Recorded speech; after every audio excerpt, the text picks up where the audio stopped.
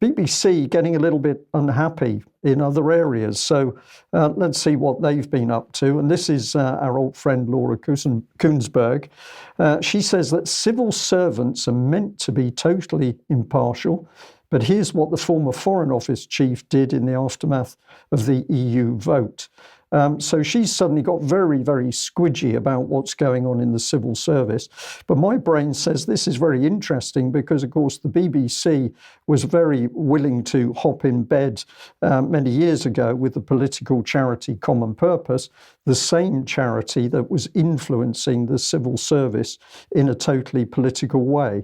But let's have a look at the little film clip. On this occasion, this solitary occasion, I decided to tell my colleagues, and therefore let ministers know, that I had voted to remain in the European Union. I felt that they would assume that in any case, so I decided to embrace it. Having covered politics for more than 20 years, though, it's extraordinary to hear you tell us that you told people how you voted. Because that principle of impartiality is what holds the civil service together. I was trying to maintain credibility and trying to convey a message to a group of people, most of whom I felt had voted to remain in the EU, that their personal feelings were beside the professional point. It was a personal decision. My board were not entirely comfortable, and all these years later, you can have a conversation about was it the right decision. So I just see this as sheer hypocrisy by the BBC, but what's your feeling on his comment? He was putting, sorry, I've answered. What was your feeling on his comment, Mike? Well, in a sense, she's right, because this is a fairly unprecedented situation. The civil service traditionally were proud of the fact that they maintained independence and didn't take any political side. Yeah. That is quite incredible. We've seen the civil service, as you say, since Common Purpose, since the training they received under Common Purpose, at least, or around that time, we've seen the civil service shift from being politically independent to absolutely pursuing political policies. Yeah. So let's have a look at that Common Purpose relationship with the BBC. This is a document from the 27th of August 2009, and it's the BBC replying to a Freedom of Information request asking about how much they'd spent on Common Purpose training. If I help you out with the text, the BBC spent £158,100 of our money, public money, on Common Purpose over 7 years. I've got another document here. This is 25th of January 2007. Now, this was asking about what a Mr. Harding from the BBC was doing, sitting on the Common Purpose London Advisory Board.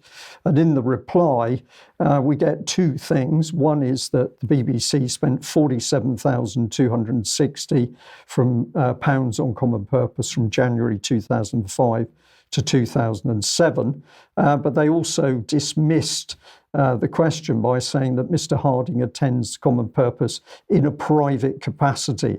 So the BBC stonewalling the pertinent question from the public about what was their relationship with this politically motivated charity. And of course, the BBC was spending vast amounts of licence payers' money on training their staff for the Common Purpose political agenda. But that statement must be a lie, because it's not consistent internally.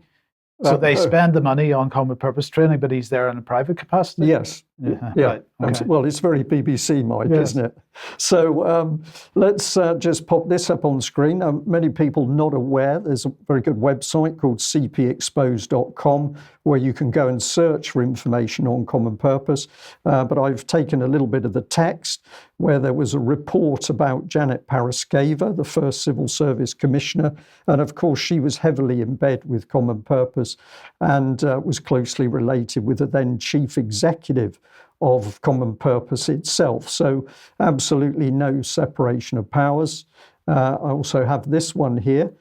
This is talking about documents obtained by the Sunday Mirror, which show that 3 Whitehall departments hired an organisation to, quote, translate, unquote, the big society to officials. They attended brainstorming sessions and team building exercises in what was called a collaboration laboratory run by Common Purpose, the Home Office, Department of Communities and Local Government, and the Department for the Environment and Rural Affairs paid £12,044 for the course last year. And of course, what was this doing? This was absolutely politicising the civil service, working through the individual bodies and training up people to adopt what I think people would now identify as the uniparty ideology, covering everything from Europe to how the UK would change in the future.